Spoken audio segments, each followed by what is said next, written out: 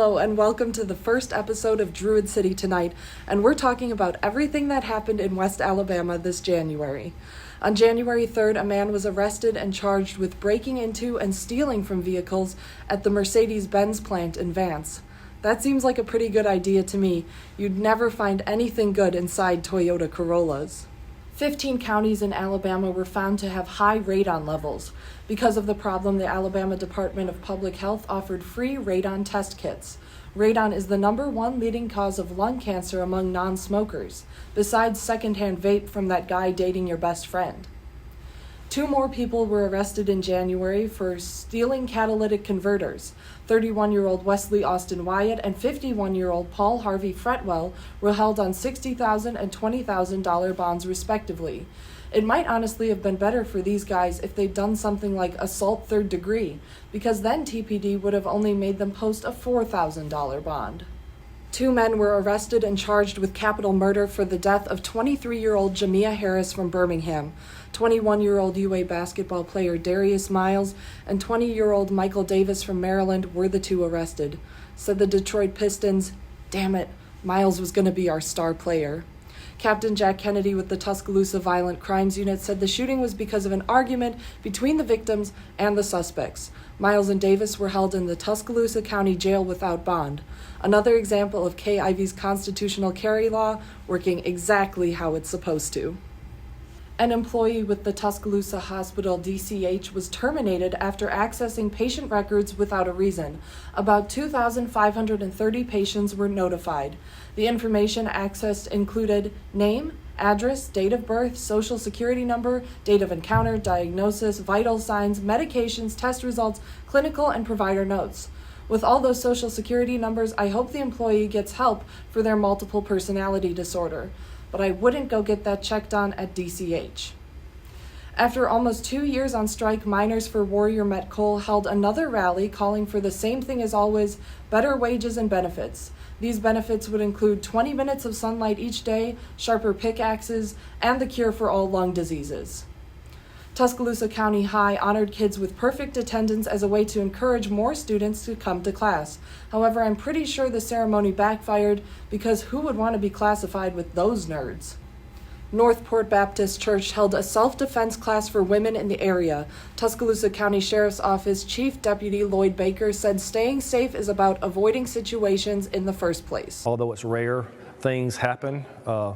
Attacks, assaults happen, and we want to make sure we can reduce that, not just by catching the bad guys, but teaching the good guys how to be more aware and avoid those situations. Baker said between 250 and 300 women are assaulted every year in Tuscaloosa.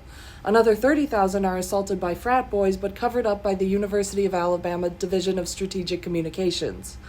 Also, it's interesting this event was hosted by a Baptist church after the Department of Justice had to investigate Southern Baptists for a sexual abuse crisis last year. That's like the Catholic Church holding a class on not getting molested. After severe storms across Alabama on January 12th, you might be worried about your safety during weather. This week's episode is sponsored by the newest storm shelter in Tuscaloosa County, located between Walker Elementary School and the Samantha Volunteer Fire Department Station No. 1 on Northside Road in Northport. The shelter is perfect for when it's thunderstorming and you think, wow, I should leave my house. The shelter is next to one built 8 years ago, so I know which one I'll be running to. Together, the shelters can house a little more than 100 people. They're a perfect space to start a cult or make 99 new best friends. Or maybe you could just build your house with a basement. But because of those storms, the Federal Emergency Management Agency also gave grants to the affected counties. Here's what Hale County Emergency Management Agency Director Russell Whedon had to say. Or they'll try to give them assistance to get them back to close to where they were before the disaster happened.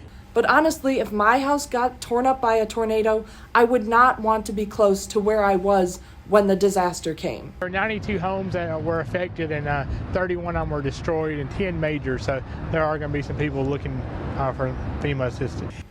Yeah. Some people, meaning half of the population of the state. The Tuscaloosa Police Department increased its presence on the UA Strip in January because even with their current patrols, they still couldn't manage to keep 18-year-olds from going to Rounders.